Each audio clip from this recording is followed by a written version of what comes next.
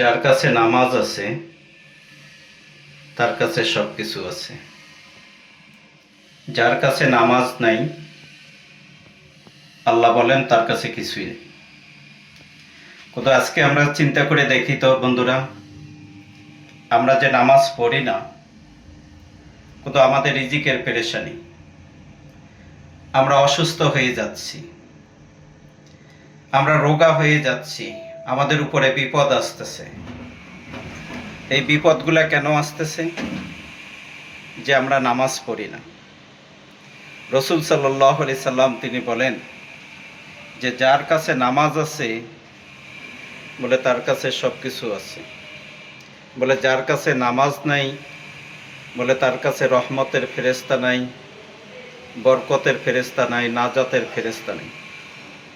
কিন্তু আজকে আমরা কি করছি?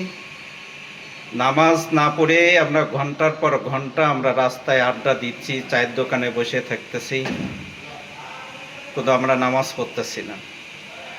আবার দুনিয়াতে আমরা সুখ খুঁজতেছি, শান্তি খুঁজতেছি। সুখ আর শান্তি একমাত্র নামাজের মাধ্যমে আসে।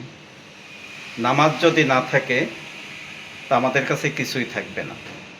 এই জন্য বলি যে ভাই, আসুন আমরা সবাই মিলে আমরা 5 ওয়াক্ত নামাজটা আমরা জামাতে আদায় করি, করে আল্লাহ তাআলার জান্নাতে আমরা যাই, আমরা জান্নাতের মেহমান হই। দুনিয়া আখিরাতে আমরা সুখ পাবো, শান্তি পাবো এবং আমরা সফলতা পাবো।